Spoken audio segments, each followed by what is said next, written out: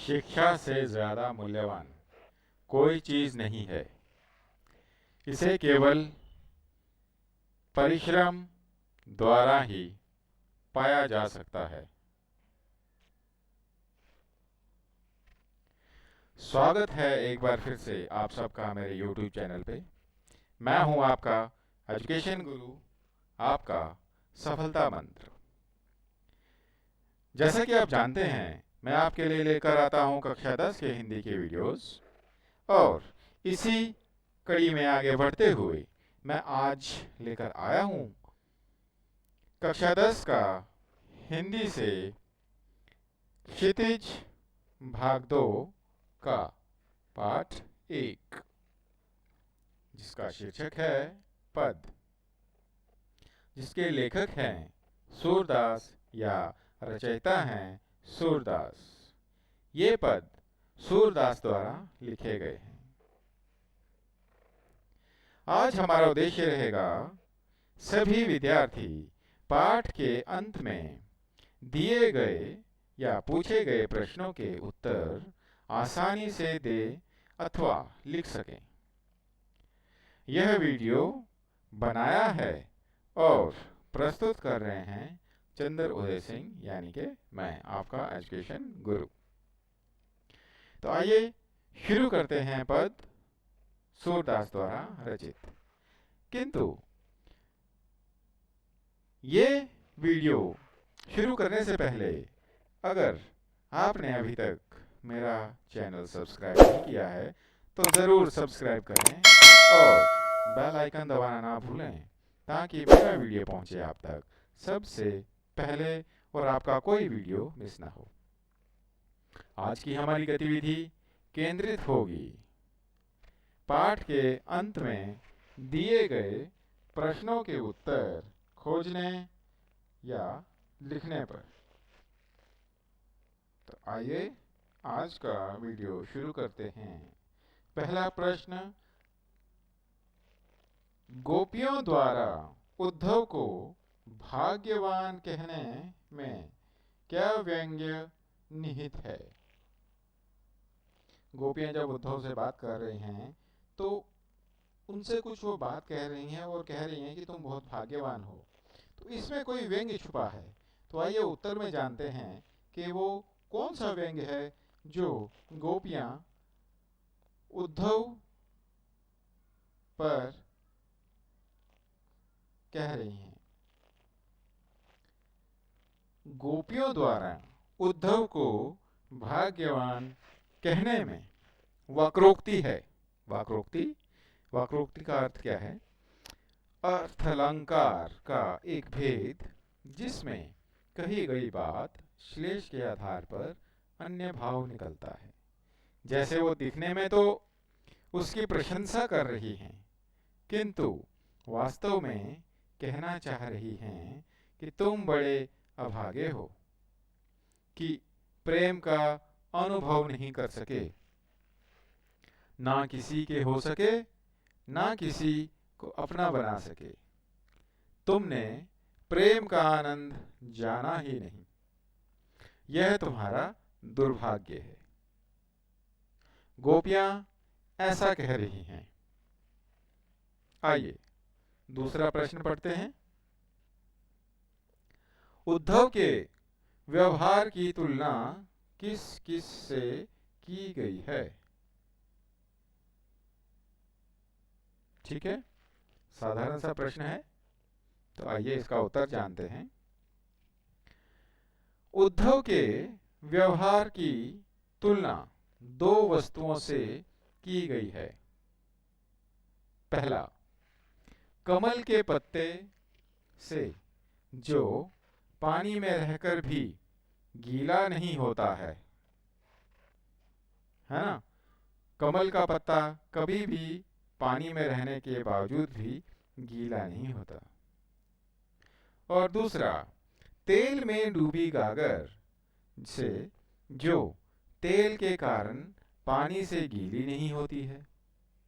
इन दो वस्तुओं से उद्धव के व्यवहार की तुलना की गई है। पहला, कमल के पत्ते से, और दूसरा तेल में डूबी गागर से। तीसरा प्रश्न है, गोपियों ने किन किन उदाहरणों के माध्यम से उद्धव को उलाहने दिए हैं? आइए इसका प्रश्न देखते हैं। गोपियों ने निम्नलिखित उदाहरणों के माध्यम से उद्धव को उलाहने दिए हैं। उन्होंने कहा कि उनकी प्रेम भावना उनके मन में ही रह गई है।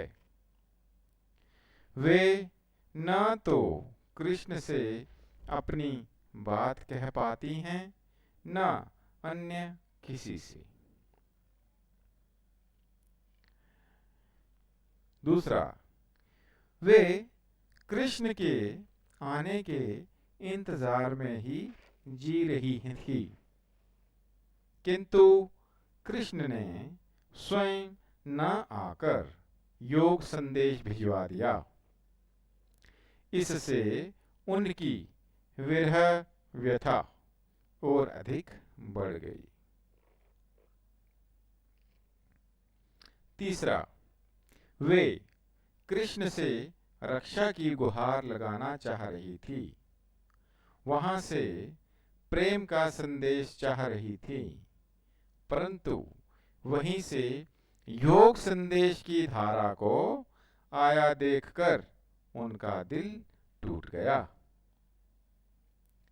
चौथा, वे कृष्ण से अपेक्षा करती थीं कि वे उनके प्रेम की मर्यादा को रखेंगे। वे उनके प्रेम का बदला प्रेम से देंगे, किंतु उन्होंने योग संदेश भेजकर प्रेम की मर्यादा ही तोड़ डाली। इस प्रकार हमने देखा कि गोपियों और कृष्ण के बीच में जो वार्तालाप होना था वो नहीं हो पाया, क्योंकि गोपियां उनकी राह देख रही थी, तो कृष्ण ने योग संदेश भेजकर उस मर्यादा को ही तोड़ दिया। ठीक है, आइए आगे बढ़ते हैं, अगला प्रश्न पढ़ते हैं। उद्धव द्वारा दिए गए योग के संदेश ने गोपियों की विरहाग्नि में घी का काम कैसे किया? जब उद्धव ने कृष्ण जी का योग संदेश गोपियों को दिया तो उनकी विरह व्यथा और बढ़ गई थी, जैसा कि हमने पहले प्रश्न में पढ़ा।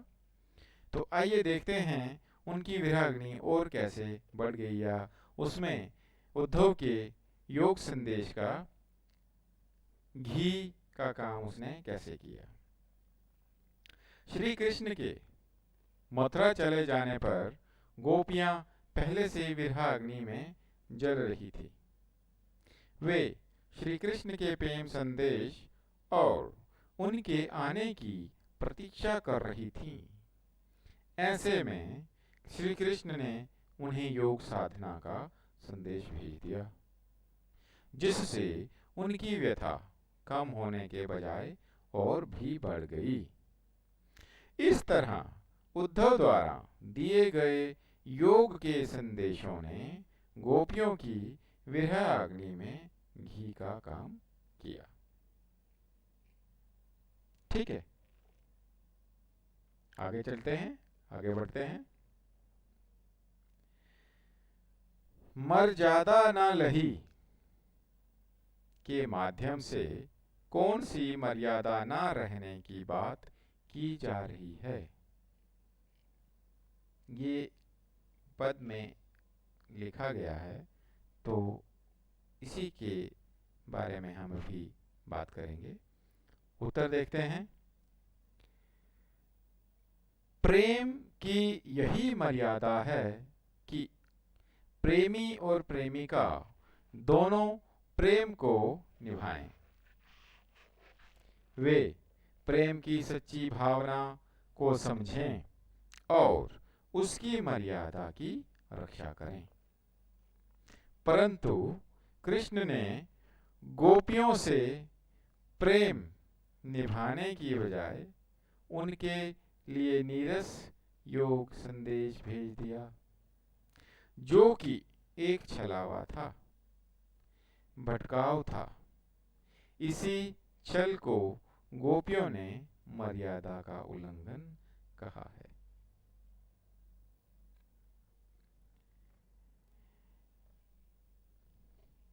अगला प्रश्न, कृष्ण के प्रति अपने अनन्य प्रेम को गोपियों ने किस प्रकार अभिव्यक्त किया है? आइए इस प्रश्न का उत्तर देखते हैं। गोपियों ने कृष्ण के प्रति अपनी अनन्य भक्ति की अभिव्यक्ति निम्नलिखित रूपों से की है या निम्नलिखित रूपों में करती हैं। वे अपनी स्थिति गुड़ से चिपटी चींटियों जैसी पाती हैं, जो किसी भी दशा में कृष्ण प्रेम से दूर नहीं रह सकती हैं। यहाँ गुड़ और चींटी का तात्पर्य यह है कि कृष्ण और गोपियां। वे श्री कृष्ण को हारिल की लकड़ी के समान मानती हैं। वे श्री कृष्ण के प्रति मन, कर्म और वचन से समर्पित हैं। वे सोते जागते दिन रात कृष्ण का जाप करती हैं। उन्हें कृष्ण प्रेम के आगे योग संदेश कड़वी ककड़ी जैसा लगता है। तो यहां हमने देखा कि गोपियां कृष्ण के प्रति अपनी भक्ति को कैसे अभिव्यक्त करती हैं। अगला प्रश्न है, गोपियों ने उद्धव से योग की शिक्षा कैसे लोगों को देने की बात कही है? जब उद्धव गोपियों के लिए योग संदेश लेकर आया तो गोपियों ने वापस उद्धव से कहा कि तुम ऐसे लोगों को योग संदेश दो। तो वो लोग कौन कौन से हैं या कैसे लोग हैं, उनके बारे में हम अभी इस प्रश्न में उत्तर में पढ़ेंगे।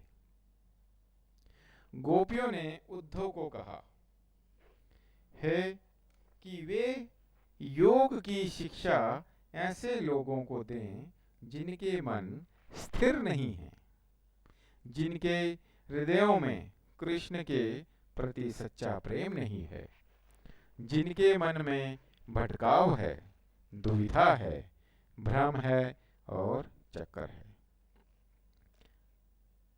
तो गोपियां कहती हैं कि ऐसे लोग जिन्हें कृष्ण के साथ प्रेम नहीं है, जिनके हृदय में कृष्ण नहीं बसते हैं, जिनके मन में भटकाव है, तो उन्हें योग संदेश दो। हमें योग की शिक्षा की कोई आवश्यकता नहीं है। अगला प्रश्न है, प्रस्तुत पदों के आधार पर गोपियों का योग साधना के प्रति दृष्टिकोण स्पष्ट करें। ये इसका उत्तर है। सूरदास द्वारा रचित इन पदों में गोपियों की कृष्ण के प्रति एक निष्ठ प्रेम, भक्ति, आसक्ति और स्नेहमयता प्रकट हुई है, जिस पर किसी अन्य का असर अप्रभावित रह जाता है। गोपियों पर श्री कृष्ण के प्रेम का ऐसा रंग चढ़ा है कि खुद कृष्ण का भेजा योग संदेश कड़वी ककड़ी और रोग व्याधि के समान लगता है, जिसे वे किसी भी दिशा में अपनाने को तैयार नहीं हैं। अगला प्रश्न है,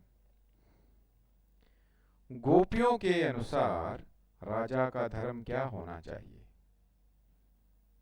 उत्तर देखते हैं कि गोपियों ने कहा कि राजा का धर्म क्या होना चाहिए। गोपियों के अनुसार राजा का धर्म यह है होना चाहिए कि वह प्रजा को अन्याय से बचाए, उन्हें सताए जाने से रोके। तो गोपियों ने बड़े साधारण शब्दों में कहा है कि राजा ऐसा होना चाहिए कि वो प्रजा को अन्याय से बचाए और उन्हें सताए जाने से रोके। अगला प्रश्न 10वां प्रश्न है, गोपियों को कृष्ण में ऐसे कौन से परिवर्तन दिखाई दिए जिनके कारण वे अपना मन वापस पा लेने की बात कहती हैं? जब गोपियों के इतना कहने के बाद कृष्ण के हृदय में परिवर्तन होता है तो वही बात इस उत्तर में लिखी गई है। गोपियों को कृष्ण में ऐसे अनेक परिवर्तन दिखाई दिए जिनके कारण वे अपना मन श्री कृष्ण से वापस पाना चाहती हैं। जैसे श्री कृष्ण ने अब राजनीति पढ़ लिया है, जिससे उनके व्यवहार में छल कपट आ गया है। श्री कृष्ण को अब प्रेम की मर्यादा पालन का ध्यान नहीं रह गया है। अब श्री कृष्ण जो हैं प्रेम की मर्यादा भूल चुके हैं, ऐसा गोपियों को लगता है। श्री कृष्ण अब राजधर्म भूलते जा रहे हैं। दूसरों के अत्याचार छुड़ाने वाले श्री कृष्ण अब स्वयं अनीति पर उतर आए हैं, ऐसा गोपियों का कहना है या सोचना है। उनके मन में ऐसी बातें चल रही हैं और वो कह रही हैं कि अब हमें अपना मन वापस दे दो। तो ये जो सामग्री इसमें वीडियो में आपने प्रश्न उत्तर देखे, ये मेरे ब्लॉग पर https://makerofthefuture.blogspot.com पर भी उपलब्ध है। आप इसे टाइप कर सकते हैं और अपने एंड्रॉयड फ़ोन के ब्राउज़र में ढूंढ सकते हैं, गूगल क्रोम में ढूंढ सकते हैं, इंटरनेट ब्राउज़र में ढूंढ सकते हैं। वहाँ पर आप इसका स्क्रीनशॉट ले लें या वहाँ से आप इसको लिख भी सकते हैं।